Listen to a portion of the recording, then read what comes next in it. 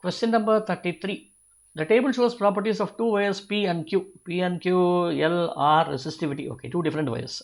Wire P has a cross-sectional diameter of D. What is the diameter of the cross-section of wire Q? That's what is asked. So therefore, first let us write for wire P over here. I'll write R is equal to rho L divided by A.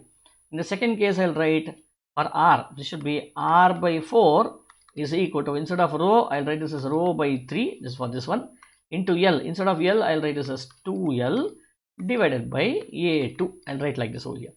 Now, the value of R I'll substitute here. I'll write 1 by 4 times. Instead of R, I'll substitute here. Rho L divided by A is equal to 2L rho divided by 3 divided by A2. Okay, when I do this, this rho L and this rho L goes away. And then you have A2, this one you have, let me write it down once again. 1 by 4A is equal to, you have 2 by 3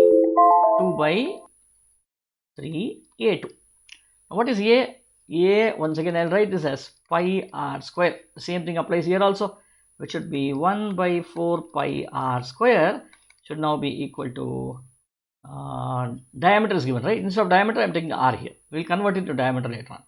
Okay, divided by 2 divided by 3 into pi r2 square. Okay, pi and pi also goes away. Now it's quite easier for us. So what do we need to do? We need to express r2 in terms of r. Taking the reciprocals on both the sides, you get 4r square is equal to 3r2 square divided by 2 over here. Then I have r2 square. I'll multiply this one here. 8r square divided by 3, right? Now r2 is equal to root of 8 by 3 times r. What is root of 8 by 3 times r? Let us find out that value. So I'll take square root. Where is square root? Square root is here.